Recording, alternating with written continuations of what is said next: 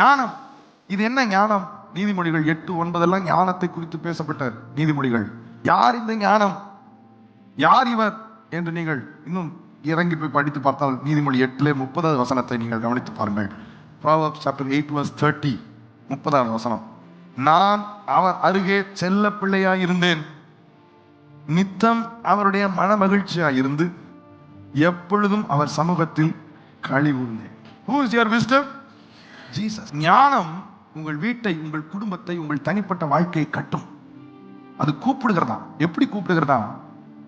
என்னை நேசிக்கிறவனை நான் நேசிப்பேன், என்னை அதிகாலமே தேடுகிறவன் என்னை.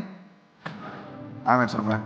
பிரியமானவர்களே, உங்கள் குடும்ப சூழ்நிலையை மாற்ற ஞானம் கூப்பிட்டு கொண்டே இருக்கிறது. உங்கள் பொருளாதார பிரச்சனைக்கு தீர்வு கொடுக்க ஞானம் உங்களிடத்திலிருந்து கூப்பிட்டு கொண்டே இருக்கிறது. உங்கள் முன்னேற்றத்திற்கு தடையாக முட்டுக்கட்டையா இருக்கிற அந்த தடைகளை தகர்த்து எறிந்து முன்னேற்றத்தை உங்களுக்கு தர உங்களுக்குள்ளிருந்து ஞானம் கூப்பிட்டு கொண்டே இருக்கிறது.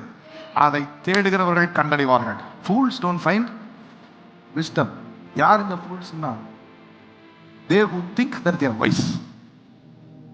என்னால் முடியும், என் உழைப்பால் முடியும், என் அனுபவத்தால் முடியும், எனக்கு இருக்கிற பணத்தால் முடியும், எனக்கு தெரிந்த நபர்களால் முடியும் என்று இந்த ஞானத்தை புறக்கணிக்கிறவர்களை வேதம் ஃபூல்ஸ் என்று எழுதுகிறார். ஆமென். பிரியமானவர்களை, ஞானம் கூப்பிட்டு கொண்டே இருக்கிறது.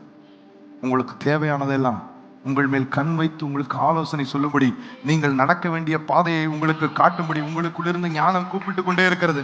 பிரியமானவர்களை, ஞானம் உங்களை கட்டும். ஊழியர்கள் வழியாய் பேசுவார், உங்கள் வேத பகுதி வழியாய் பேசுவார், உங்களுக்கு உள்ளிருந்து பேசுவார்.